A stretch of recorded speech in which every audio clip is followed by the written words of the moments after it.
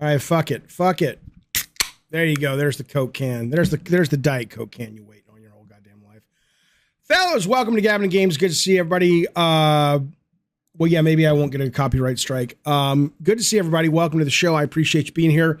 Quick heads up, that screen in the back will look a lot better. I haven't figured out the lighting and the brightness on it.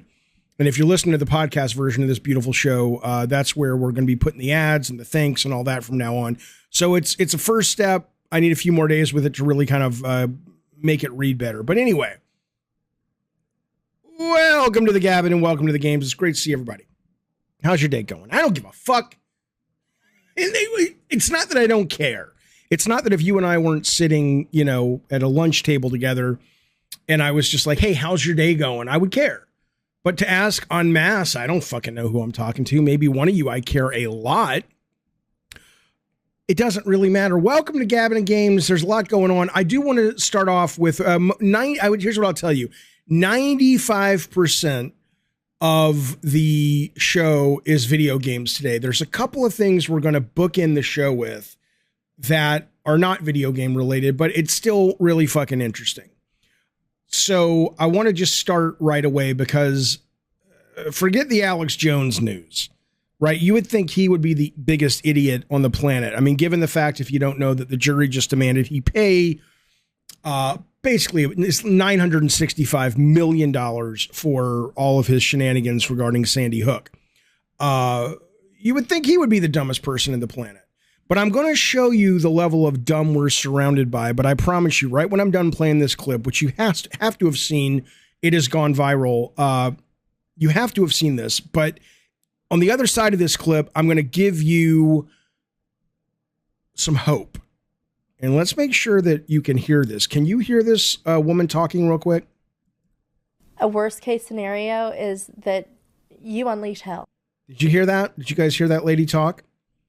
The Ken Levine thing is coming up tomorrow. I'll explain that in just a second, but I want to make sure the audio is working. Okay, you did hear that lady talking. Okay, here we go then. This is a video that went viral a couple days ago. I'm going to play it for you anyway because it'll give you the baseline of stupid that we're dealing with. Here we go.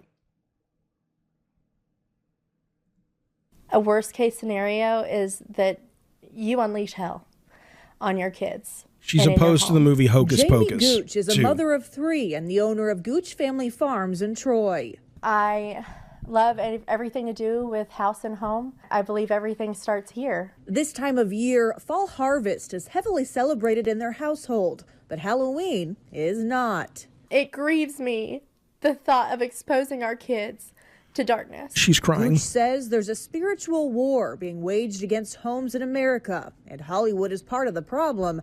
And right now, one film in particular. The whole movie is based on witches harvesting children for blood sacrifices. In a recent Facebook post, it's not. I was a little bit scared when I hit post because I was afraid of the reaction that I would get. Gooch advises moms against letting their kids watch Hocus Pocus 2. I believe whatever comes in our TV screens, there are things attached to that. I have seen for myself the things that I've watched with my eyes or heard. Like she watches them with her eyes, by the way. That's super important. Over a TV screen, they become manifested in real life. Everybody thinks it's fake and innocent, but they could be casting any type of spell that they want to. Anything could be coming through that TV screen into your home. We have to steal them. Okay, whatever. You get the idea. You get the idea, right? Like I said, this is the level of stupid that we're dealing with. And I trust me, there's a lot of clips I could play you. And I know you know this, but I want to give you a little bit of hope because this is some great fucking news. I was telling my daughter about this. We had lunch together today.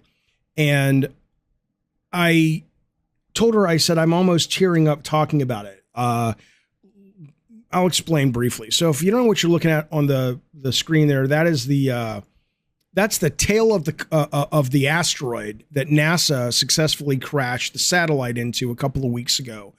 Nothing was happening with the asteroid in terms of it wasn't any kind of threat to us, but they wanted to test if this theory that they could actually slam something into an asteroid hard enough that it would knock it off its orbit, with the hope being that they could protect us in the future for an extinction level event. Okay. So what you're looking at there is the impact was so substantial that it left a trail of about 3,000 miles of debris that they say if you've just got a medium level telescope, you're able to see. Okay, and that was brilliant. That was brilliant. But they said, we're not going to know for a couple of weeks if the experiment actually worked. The fact that they actually hit the asteroid was insane at the speeds it and the satellite were traveling. That restores your faith in there are intelligent people out there. But today they got back to us with the data and they said, not only did we hit it, it actually worked. Listen to this. This woman said, Lori Glaze, let's all just take a moment and soak this in. For the first time ever, humanity has changed the orbit of a celestial body. Okay. So all of these fucking stupid motherfuckers that are out there worried about Hocus Pocus and worried about this bullshit. It makes my heart happy and my soul happy to know that these people literally may have, this month may go down in history, even though right now it's kind of a science story and not a lot of people are talking about it except science nerds.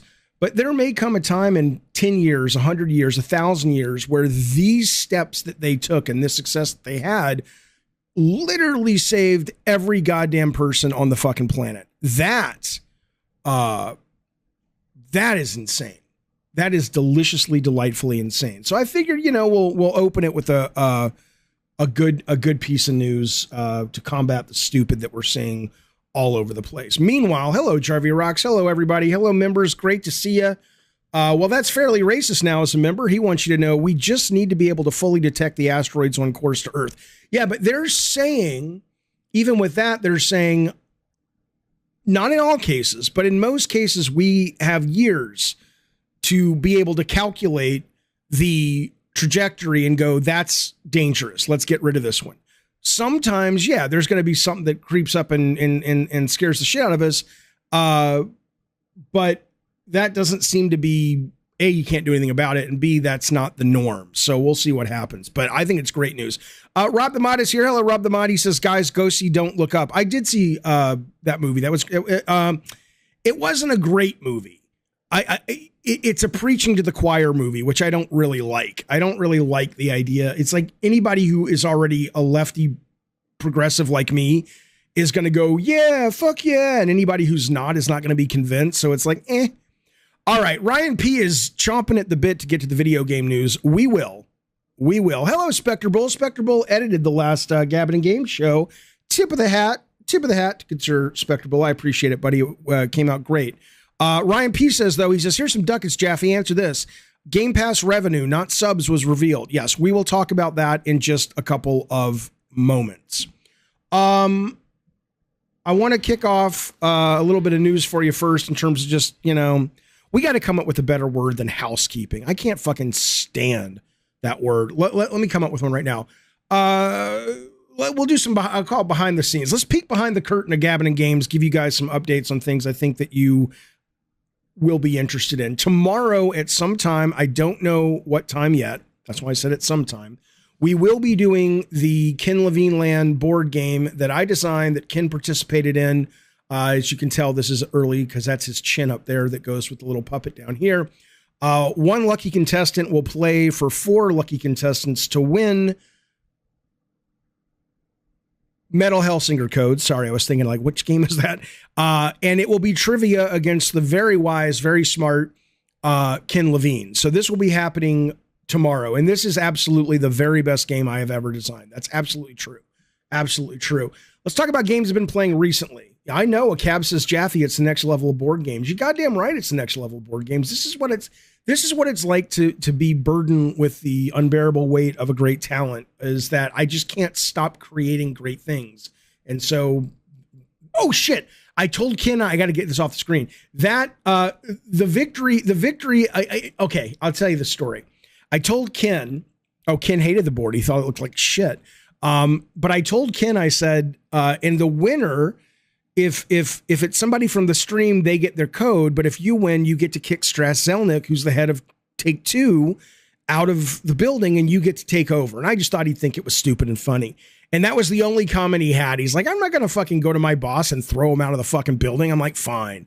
So that's gone in the actual game we'll be playing tomorrow. He just gets a trophy. Big fucking deal. All right.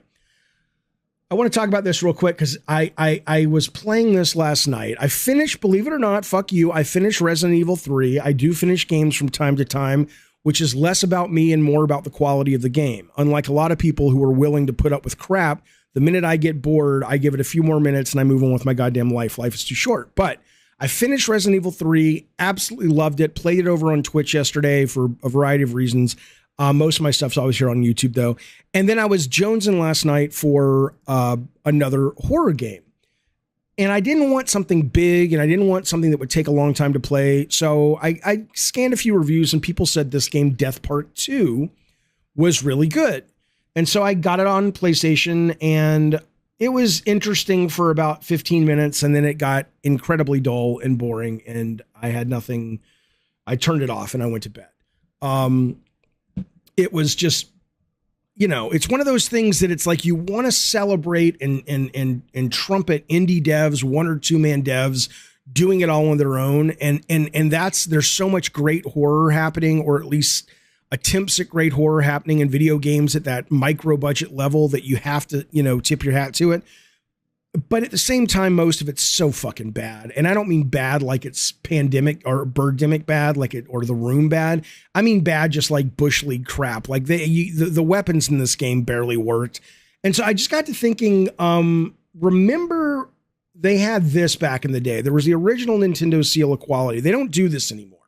You will have an original Nintendo seal that says this is an official affiliated product, but it no longer is meant to send the message to players that, hey, this is going to be something that, you know, Miyamoto himself has put his hands on, or, you know, he didn't, that wasn't what it meant, but it was going to be a good product.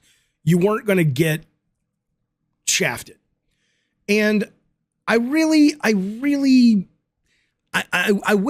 that would come back in some form or factor. I wish there could be some, even on these indie games, or not even, especially on these indie games, a sense of, you know, okay, this is what this is. And, you know, so if you're going to play Death Part 2, for example, and you think you're going to get a grindhouse, gross, low budget romp, you're not. You're going to get a pretty dull, boring game that really is not very well made. Okay.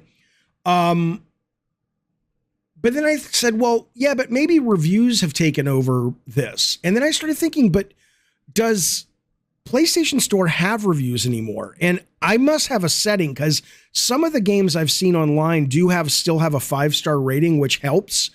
But I don't know why the PlayStation Store has not yet gone to text reviews like on Steam. Steam is forget the fact that Steam lets you get your money back. But Steam is better than even that, because you can actually read people who give it amazing reviews, and then you can figure out why. And that makes an absolute great difference. Ravenous is because of review bombing. Yeah, but the number of games that get reviewed bomb are so small that for every headache they cause, there's probably 500 games that are just actually using the system properly. We get editor's choice now, says William Jackson. Yeah, but even that, the problem with the editor's choice shit, it doesn't, I don't disagree with a lot of the editor's choices. I think that they tend to be very middle of the road. Like, I don't think anybody probably at Sony, other than the poor son of a bitch who had to, you know, officially make sure it met all the TRC checks, has played this, let alone gave it an editor's choice. So I wish there was a better way, because somebody in the chat was saying, yeah, there's just this avalanche of low budget indie game crap.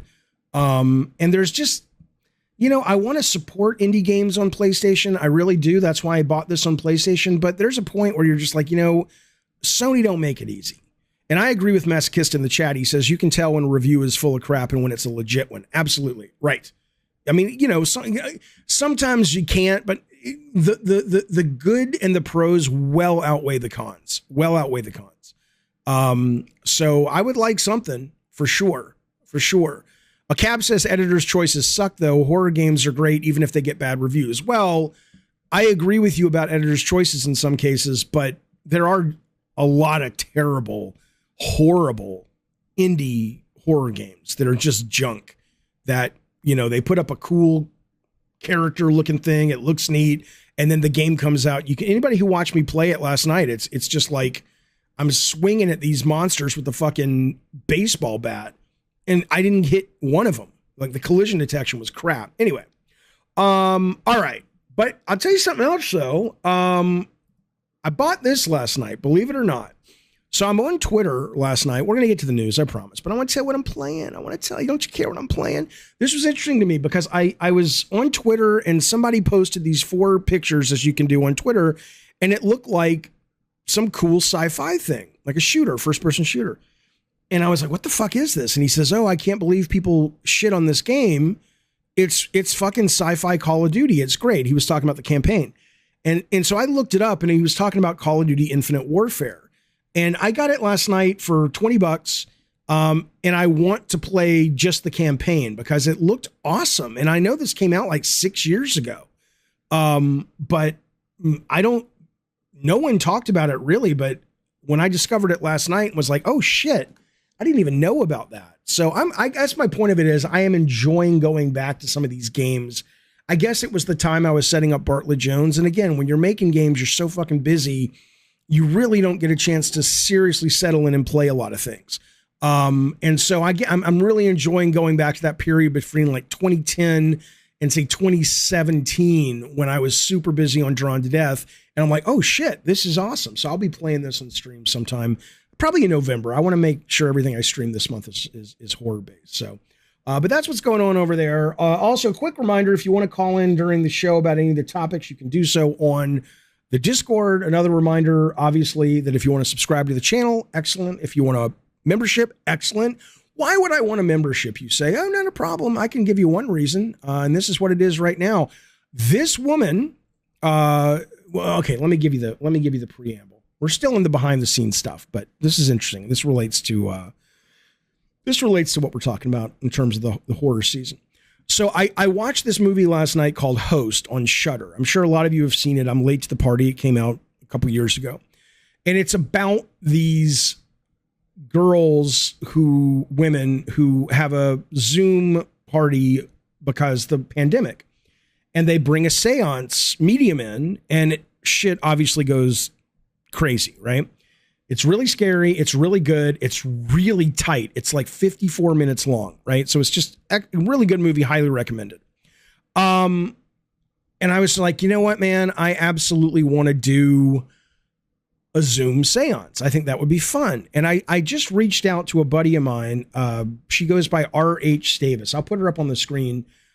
She's written movies, directed a couple of movies. She's written a video game. And here she is right now, though, prepping an exorcism. So she is an exorcist. She sometimes does seances, but she reached out to me and said, I'll do it.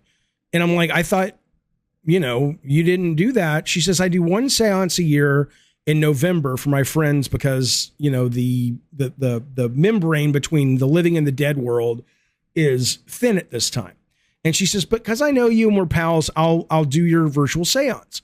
So everyone's going to be allowed to watch it. It's going to be,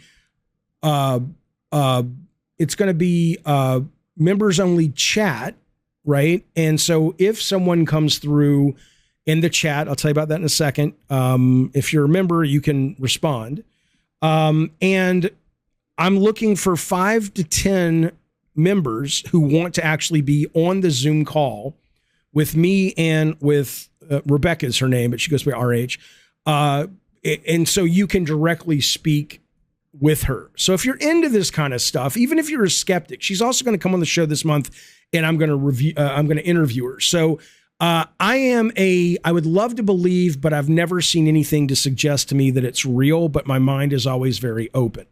So if you're interested in coming on the show, I'll have a date in a couple of days, what day it's going to be, and being part of the seance, hit me up, be a member.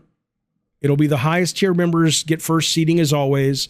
Bacon Magma says, so you believe in this, but laugh at the mother of the Hocus Pocus movie. No, I am agnostic to pretty much everything on the planet, right? I don't even know if, you know, we, as people say, we may be in a simulation. I have no idea, right? I've never seen a ghost. I've never seen a sense that any of this is real, but I also, you know, I have theories that, you know, all I'm saying is no, I don't walk around thinking ghosts are real, but I also know that we don't know what the fuck is going on. And it could very well be that some people are more in touch, even though they don't know what it is they're in touch with, and they label it something that is actually real. I mean, think about all the shit 100, 1,000 years ago that man didn't understand, that we thought it was this and it was something else. So anyway, if you're interested in such shenanigans, become a member. We'll go from there. And the other thing I'll say is that she also is coming on for an interview. Oh, so what I was going to tell you real quick is last night I'm texting with her. And again, if you think it's bullshit, that's fine. There's, you know, you don't have to be a believer to enjoy the entertainment. But I'm texting with her last night, and suddenly she's writing. And then she says something like, Megan, blah, blah, blah. It was like 4 words, and then she kept typing. And then she says, oh, this happens a lot. When I'm talking to people, they come through.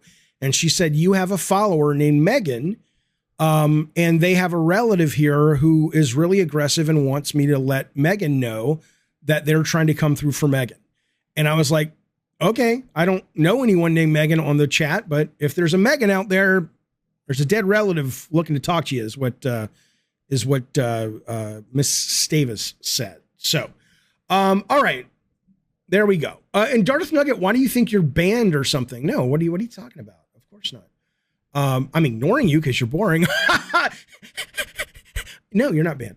How would you do a soft reboot of God of War? Oh, I don't want to talk about that right now. I will talk about it maybe later in the show, but I don't want to just answer Q&A. Let me explain something to you. TMNT configuration.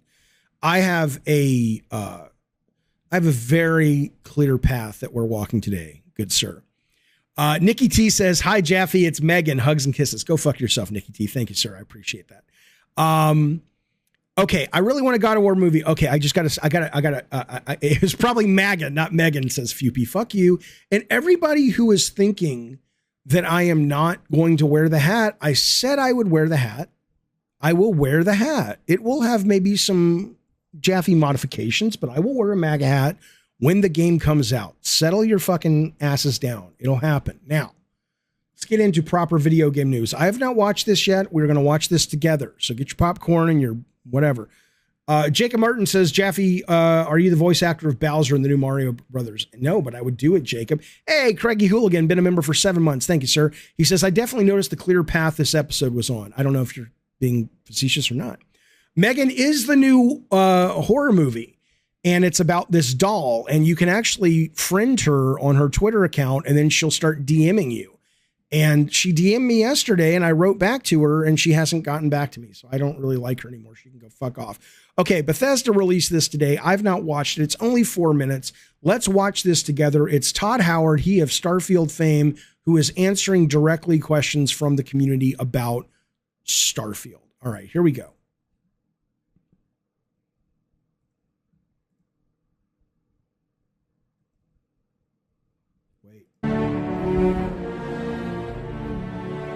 You guys let me know if the audio is okay. I'm Jess Finster, Community Director, and I'm here visiting Bethesda Game Studios, where the team is hard at work on Starfield. I just want to say how grateful we all are for all of the feedback, support, and questions that you've been sharing with us on Reddit, Discord, Twitter. So we wanted to take a moment to answer some of those questions in our new series. So let's get started. Starfield, when's it coming out? I mean, people were speculating first quarter, but they just said next year, right? They haven't actually said, I don't think.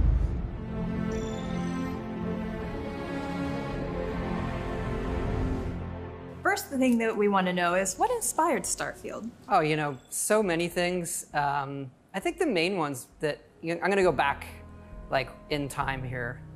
Sundog is a big one. Amazing game, kind of like the science fiction game when Ultimas were out. It also had this partialist interface, kind of one of the first games where you're moving objects around and putting them together, but great game where you had your own ship and you could explore around that I loved. Another one, this is a kind of pen and paper role-playing game at the time where, you know, D&D was getting popular, is this game Traveler. Traveler was a little more hard science fiction. The other thing there, it's one of the first games I programmed on the Apple II at the time. I really wanted to make a Traveler game. It was also my first time realizing that computers had memory that you could run out of.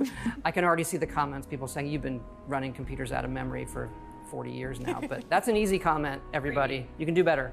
But those are the big ones, hearkening back to those old role-playing games that we loved, and hey, can we pull off something like this with today's computers? And you know what interests me about that real quick is sometimes when a lot of designers and developers go back to their formative years, like being teens and stuff, playing video games, and they say, I want to do that today. It's really interesting. I would love someone to drill down with them on that and say, do you mean you're looking to literally take that kind of game and give it a next gen literal and philosophical upgrade?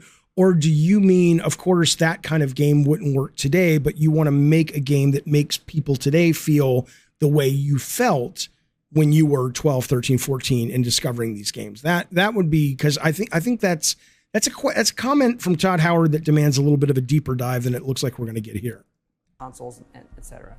You mentioned hard space or hard sci-fi, and I know that that's one of the things that's been hotly debated in the community. Is Starfield considered a hard sci-fi? I never quite know, like, because that's always like, what do they think it is if you say yes or no? I think it is more hard to us, hard science fiction, where you can draw that line from, okay, here's how man explored space, and you can like even look at our ships and say, all right, that has some, you know, visual identity back to that. But it's a trap question because it's a video game, right? Like a hard science fiction video game would be, you die in space cold. And a good example, we were really into fuel and how the gravity drive works. And like, I'm reading papers on like quantum physics and, you know, bending space in front of you. You don't actually warp, you bend the space, you bring the space towards you. And so we were playing that and it became like very punitive to the player. Your ship would run out of fuel and the game would just stop. You just want to get back to what you're doing. So we've recently changed it where the fuel in your ship and the grav drive limits how far you could go at once, but it doesn't run out of fuel. Maybe there'll be an update or a mod that allows that, but that's what we're doing now. Constellation members are excited about the character customization and the traits in the game. Can you talk more about the level of disgust and hate for Todd Howard and Bethesda in this chat is amazing to me. These guys are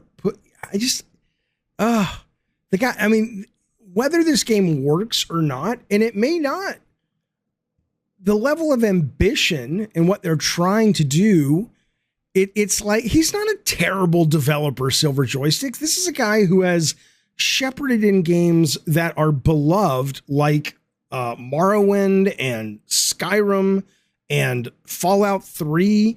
Yes, it has some bugs, or a lot of bugs, but you know, I mean, eventually they get worked out, just like Cyberpunk. You either want the big ambition and you want the big swings for the fences, or you want the linear. I mean, it's fascinating to me. It's like, yeah, you can make a Naughty Dog game and those are incredibly hard to make.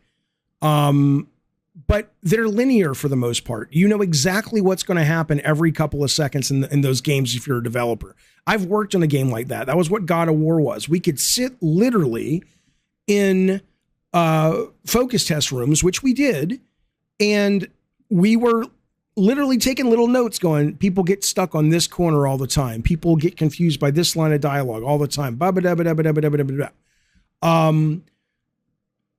This is a systems-based game. This is a game where at least they want to make a game. It may not work. It may be a delightfully delicious, destructive piece of shit. But I don't know. It just seems weird to me that gamers are always complaining about we get nothing new or we get nothing interesting. And then when developers go out there at any scale and try to do something big and interesting, they just kind of are like, you know, their games come out and have bugs. Yeah, maybe they do. Maybe Cyberpunk did. It did. But Cyberpunk 2077 now, it's still not the game they promised, but it's a great fucking game. Ravno says Bethesda overhypes things and the games don't deliver on the comments. You never did that, Mr. David Guy, dude. Maybe I didn't, but I haven't really found that to be. I don't play a lot of their games, and I've played about 2 of them, and I haven't found that to be the case. Puby says nothing about this game is new, and it's a giant company, not a 4 bright-eyed students. It doesn't matter if it's 4 bright-eyed or 4 million veterans. It is new in its scope. What they're trying to do is move the needle and move the goalpost on what a systems-based narrative RPG can be. And once we play it, the answer may be, oh, it's terrible. It's fucking terrible. I'm not hyping this fucking thing like, oh, you should play this. I'm just saying, damn, can we give it a fucking chance? All right, let's keep going. What players will experience with the traits. I love our trait list. It's super fun. But each one obviously comes with some sort of negative as well. And we have a way in the game, kind of an activity or quest you can do to remove that trait as opposed. He's great, says Rob, but he's not up to date with things. He's been using the same engine since the 90s. Well, so what? So what? I mean, again, I mean, I get it. Would it be great if it was in Unreal 5? Sure. But it's not. I mean, look, don't play it. If the reason you guys play games is you don't want any bugs and you want it to look great, you know, hey, good news. God of War is coming out, and I'm sure Naughty Dog will have another remaster pretty soon.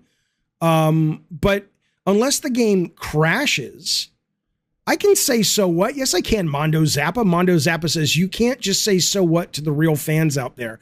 I would argue with you, good sir, that I'm more of a real fan than you are. When it comes to that, I'm a real fan of the medium. I say so what because I love the medium so much that I am able to forgive a lot of surface problems. Now, again, I don't mean problems like if the game is crashing or deleting your content or whatever. I'm not talking about that. There are lines in the sand that go too far for me, of course. But when it comes to, oh, there's a lot of clipping and, oh, the frame rate's not at a locked 60 and, oh, it doesn't look as good as a Naughty Dog game or even a average Unreal 5 game.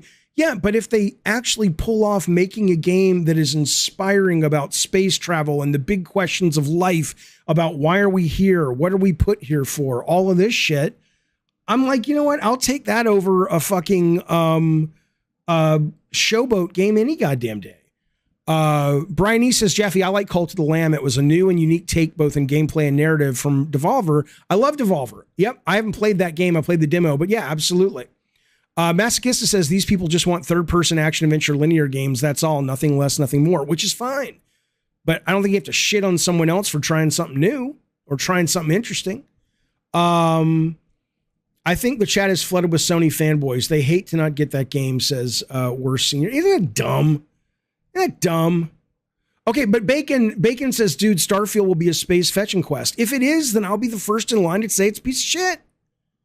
I'm not defending Starfield. I'm defending the ambition on display of what they're proposing about Starfield. If it doesn't come to fruition, fuck them. But that's, you know, you don't have that data. Let's keep going. To don't like my character, I want to start over. Each of them are something like that you can solve that removes the entire trait for the rest of your playthrough. Let me go back to what he said there. Hang on. We have a way in the game, kind of an activity or quest you can do to remove that trait as opposed to. I can't help it, chat. I'm so sorry. Bayo says, don't excuse bad games saying Sony fanboys don't want it. I think where we have an issue, sir, is in the definition of what is a bad game.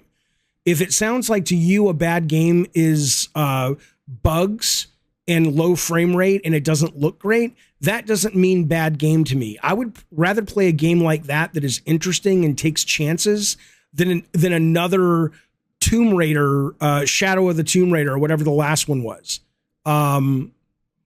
Ravno says, Jaffe, why do you get mad that people choose to dislike a con man who makes mediocre games? I'm not mad that they happen to maybe dislike Todd Howard.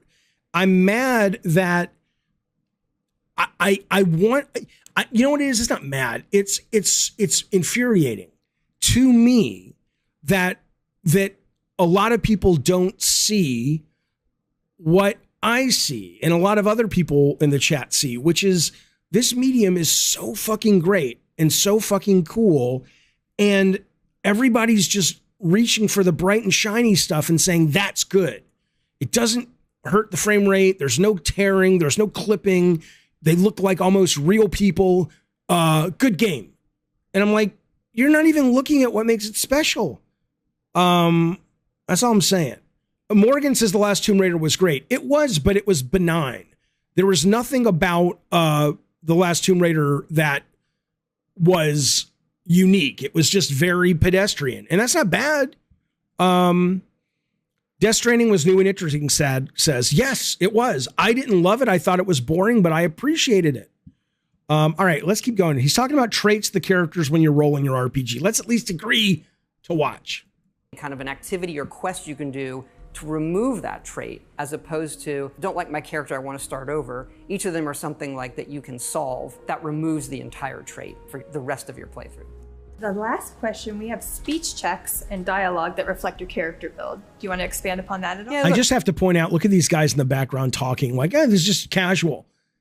You know good and well a producer ran around and says, we have to put somebody in the background. George, can you not do something silly and just actually just behave yourself? All right. Come on, that's so dumb. We've done a lot of different dialogue systems. We've gone back to kind of I'll call it like a classic Bethesda style dialogue with you're looking at the character and how they emote. You have a series of choices that guy there. Looks like the scope of the game, the amount of content. Who is that guy? The Godfather, Marlon Brando. That guy's like Marlon Brando's estate needs to sue somebody. Look at that.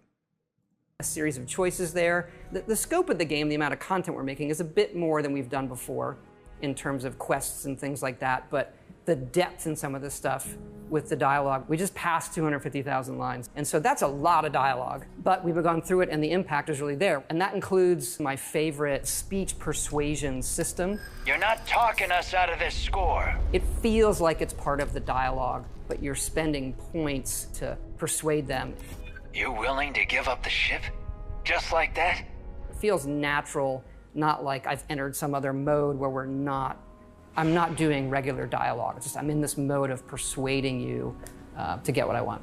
Having a way with words might prove useful. That's it. That's all the questions that I had for today. Yeah, this has been great. You know, everybody out there, you know, keep it coming. We do really read it all. And also we look forward to showing you more of the game in the future as well.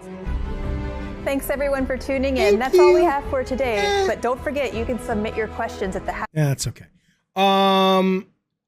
Okay, let's move on. But there you go. I'm looking forward to it. If you're not, maybe you'll play it later. I have not played Manor Lord's demo. No, I have not. I heard about it, but I haven't played it yet. That's supposed to be Dolly. Not well. He looks like Marlon Brando. He kind of looked like Dolly. Marlon Brando kind of looked like, you know. Okay. Anyway, let's move on. Good news for all of you fans of PlayStation, which, believe it or not, includes me. I played PlayStation all last night. Good news. If you don't have one yet, the reports are coming in that PlayStation shipments in September were up 400%. 400%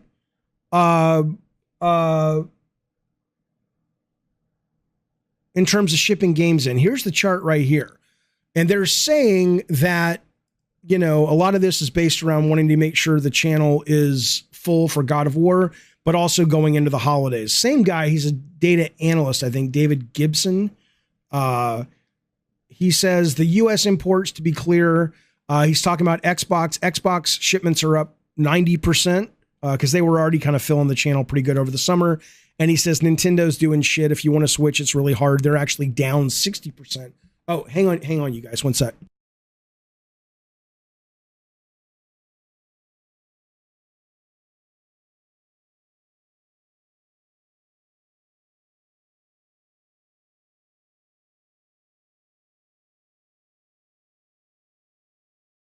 So, I mean, you know, the great news is if you don't have a PlayStation yet, you know, it's going to be easier to get one, which is fantastic. Fantastic. It's easier for me to get a Switch and an Xbox right now than a PS5, says PG. Really? Well, I mean, that, according to these guys' stats, that shouldn't be the case. But maybe you tell me, has anybody else out there had an easier time finding either an Xbox or a PlayStation lately? Dream Corridor says, Jaffe, can I get a shout out? I just finished my God of War marathon. I just beat God of War 2018 this morning. Good job, Dream Corridor. Of course, I know the 2005 game was the best one, but what was the second best one? I appreciate you playing our games, man. I can buy a Switch anywhere, says Silver Joystick. Jay Nunya says Switches are plentiful. Okay. If you're looking, PS Direct seems to always have one. Got mine recently that way. Yeah, I do highly recommend the PlayStation 5. If it, you know, I love it. I don't, you know, I would say I'm playing my Xbox. I don't know. They probably get, I could get the data. They probably get equal amount of playtime for me. There's a lot. Lately, the last couple of weeks, I've been playing my PS5 almost exclusively though. Here's something else PlayStation related. We got a couple PlayStation news stories heading up. PlayStation Stars is now available if you're in the UK and a number of other countries. It came out in Asia first, hit America a couple weeks ago, maybe last week, and now I think it's pretty much everywhere it's going to be, at least in the first run of this. I've forgotten about it. That's how uninterested I am in this program. I downloaded the app. I was like, oh, let me try to get my little statue, and I did that, and then I you know what I think it is, and maybe I just don't have it set up right. But I think I have to go to the PlayStation app to actually engage in this experience. Whereas when I'm playing on Xbox, it's super integrated. So you're playing a game, and it'll be like, oh, you've just done this. You've finished your Game Pass challenge for the day. Do you want to turn your points in, right? It's always there. This, maybe if it gets better integrated, or maybe it's integrated beautifully, I just don't have it turned on. But I couldn't find it anywhere. Yeah, so Miscellaneous Gaming Vid says, crazy how it's not available on the console. So is that not just me brain farting and not knowing where to look? Are you saying it's not actually on the console? Because I know you have to sign up on the app, which I did. I'm looking at the app right now. Yeah, Dream Corridor says it's not on the console.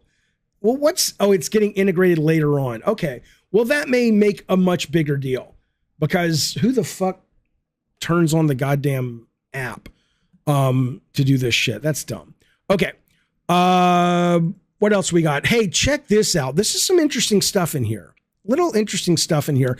PlayStation Plus catalog lineup for October has been announced. There's some good games. I don't want to bore you just by reading you a list, but I'm going to bore you by reading you a list because there's some good stuff on here. And I have a question.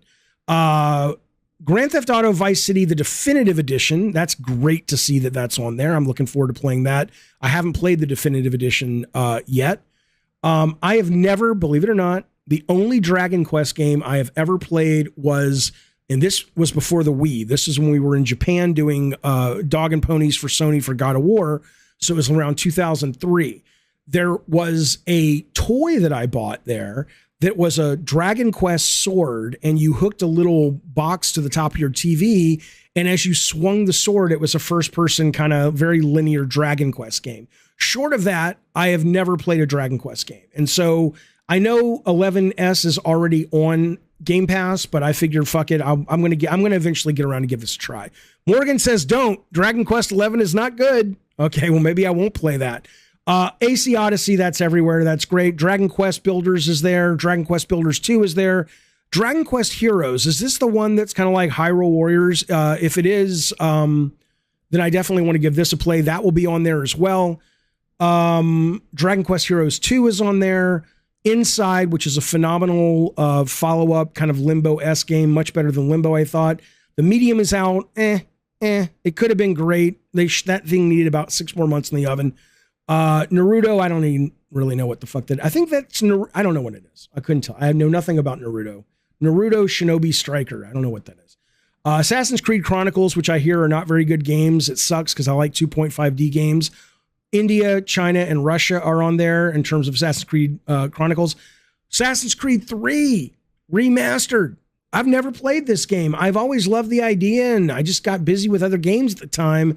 This is a perfect Thanksgiving game. One of my favorite Thanksgiving games is Gun from Neversoft. I just love that whole Western kind of woodsy vibe around Thanksgiving. So this is going to be my Thanksgiving game. I'm looking forward to it. Some people are saying it's okay, it's not bad. That's good. That's good. What do you mean Russia, LOL? Look, it's right there. There's Putin. He's in the background shitting his pants. Piece of shit. Okay. Yeah, the setting's cool. Assassin's Creed Syndicate is on. And Hohokum. Here's the one I'm really excited about, though. There's no Yakuza 3, Yakuza 4, Yakuza 5, Limbo, Ultra Street Fighter 4. Castlevania Lords of Shadow. Number 2 has been available for a long time on the subservices, but I have not ever played 1, and that is now available, and I'm very excited to play that. By the way, these are the same guys who developed Metroid Dread, which I did not want to play because the onboarding sucked, in my opinion. But I hear this is a really good game. I've actually talked to the developers since that Metroid Dread blow up, and we get along just fine.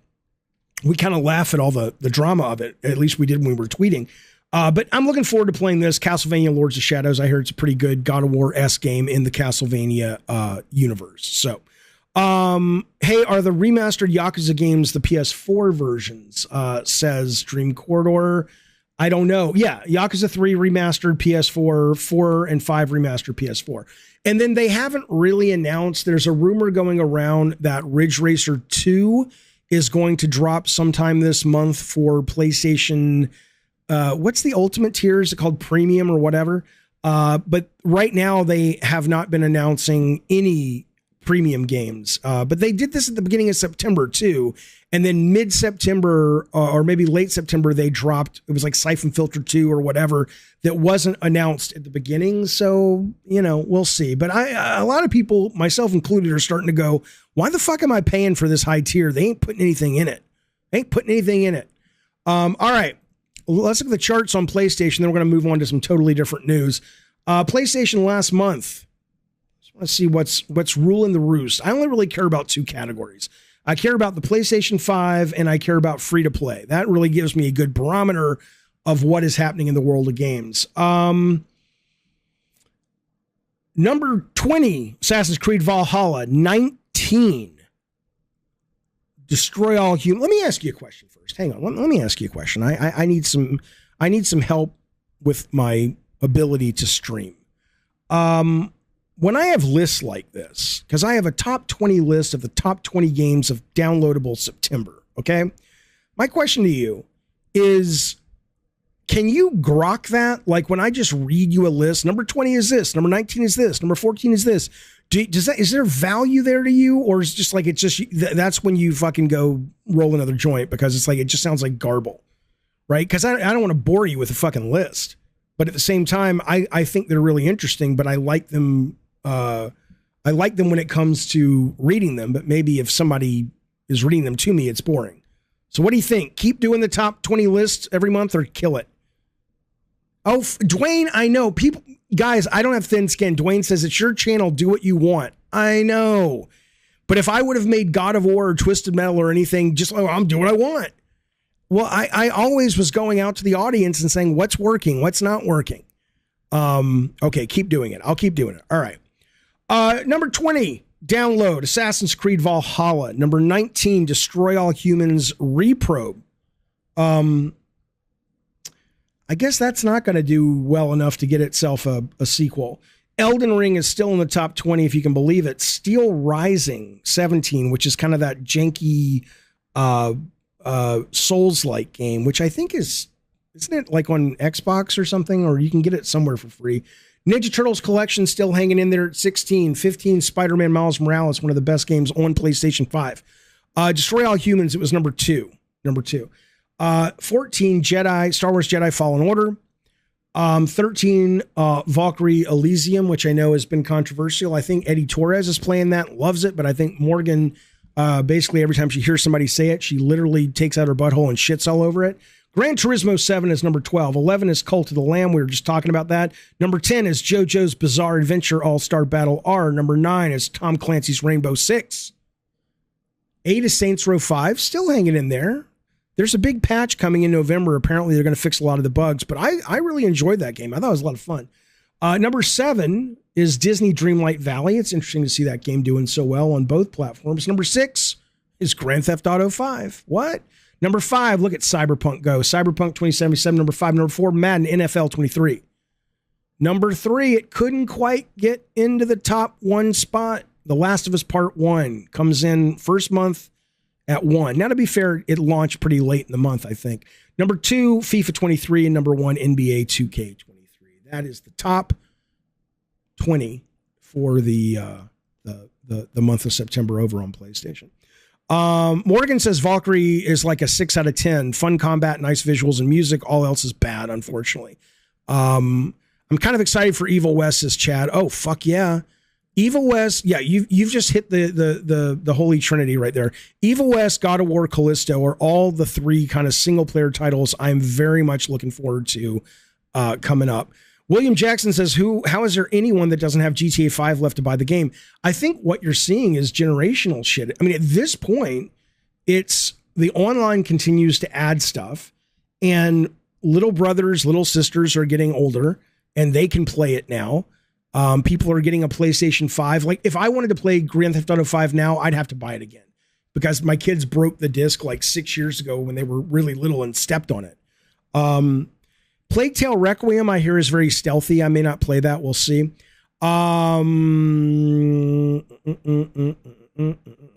Legends, thank you, buddy. He's been a member for 19 goddamn months. Diet Soda Soldiers. Why don't you other kids be like Legends? Be like Legends. He's the man. He says this, Jaffe, check out the link I left in general chat on the Discord. Top online games that player counter is tracking. Okay, well, let's take a look at that since we're talking about sales and success and whatnot. Let's see what we got.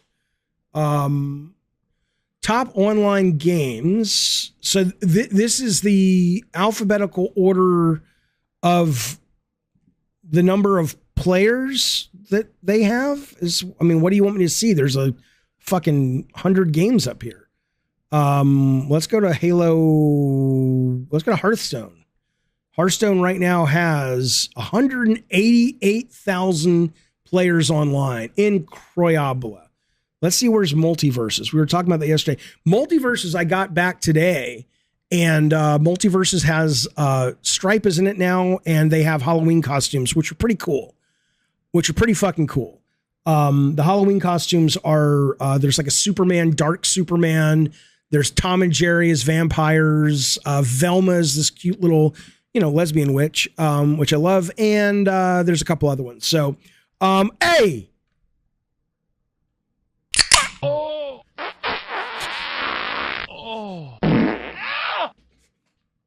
Silver Joysticks has joined the Diet Soda Soldiers. Sir, I appreciate that. I don't know why your brother can't be more like you, but you are salt of the earth, sir. Silver Joysticks, thank you so much for being a member of our merry band of fuck sticks. You get a kiss from Mickey Mouse, and you get a visit from the cake lady. See, she has her head in its cake. Come on now. The cake lady. Thanks, buddy. I do appreciate that. Welcome to the club. Stripe from Gremlins. Yeah, he's the one who's in it. Death Stranding is number 16 of top player count. Yeah, where's Multiverses? Oh, it's in alphabetical order. Jaffe, you moron. Okay, Multiverses. I don't know if they've taken this from Steam or they take, okay, so 42,000 across all of the systems. And then if we go to Brawlhalla, let's see where Brawlhalla is then. So yeah, okay, so 15,000. Interesting. That's cool, man.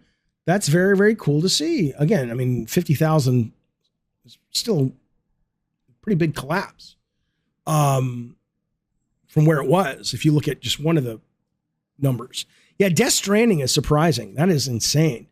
Live player count, Death Stranding, 50,000 players. All right, let's move on. Thank you for that list, though. I appreciate that, buddy. Very, very interesting.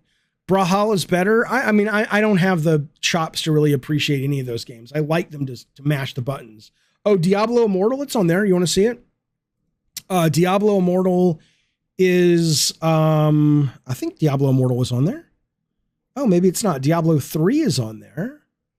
Yeah, I wonder what makes them determine what goes on their list. Phasmophobia has 33,000. Titanfall 2. Let's look at this one. Titanfall 2. What? Titanfall 2 has 24,000 players. The biggest we ever got with Drawn to Death, and there were cheers that exploded around the office, was 10,000 concurrent. And we were like, holy shit. And then it never came close to that again.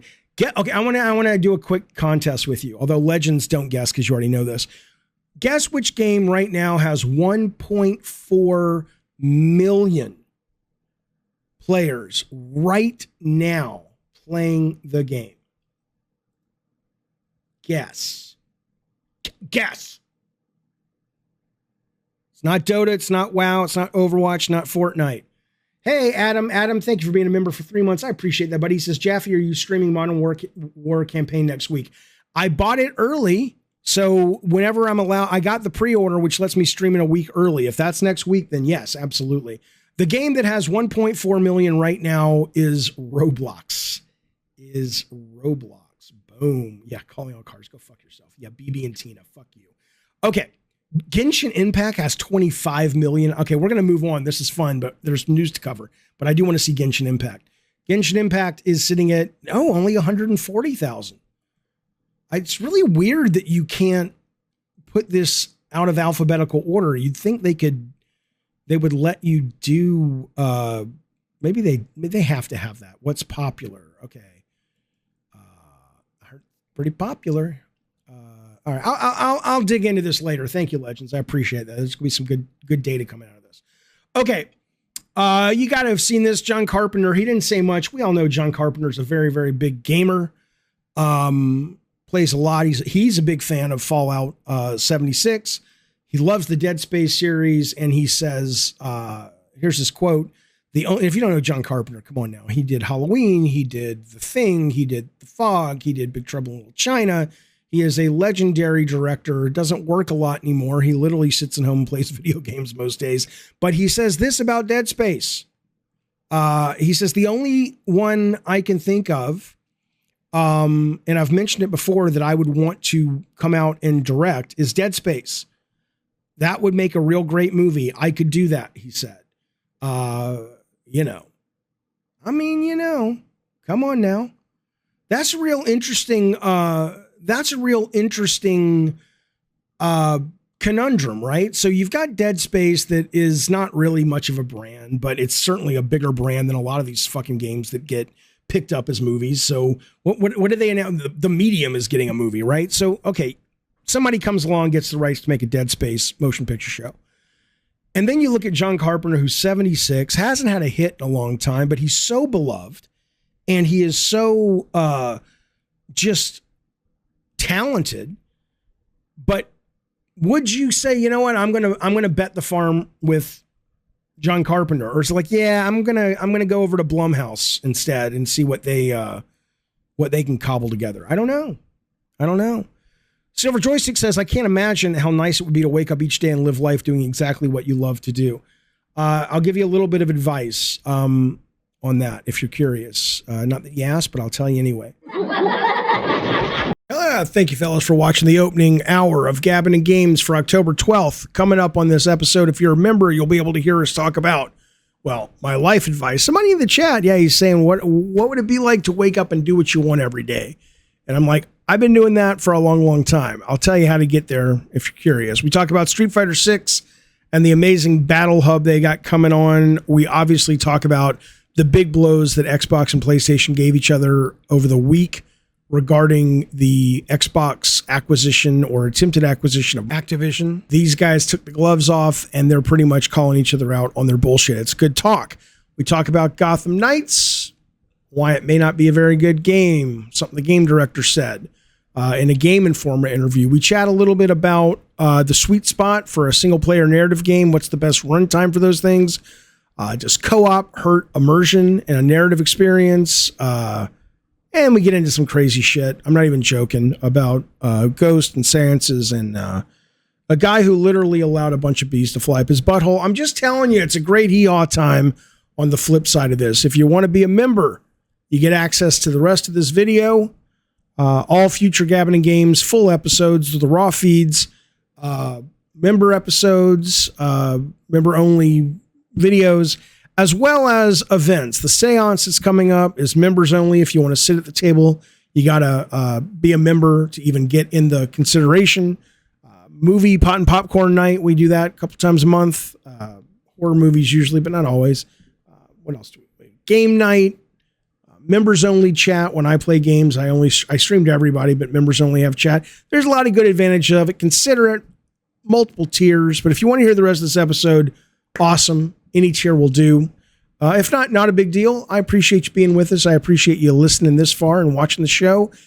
Join our Discord, become a sub to the YouTube channel, and catch us on the next live stream or video or whatever. The big thing is thank you and be safe out in the world. I hope things are going great for you today. I'll see you soon. Bye.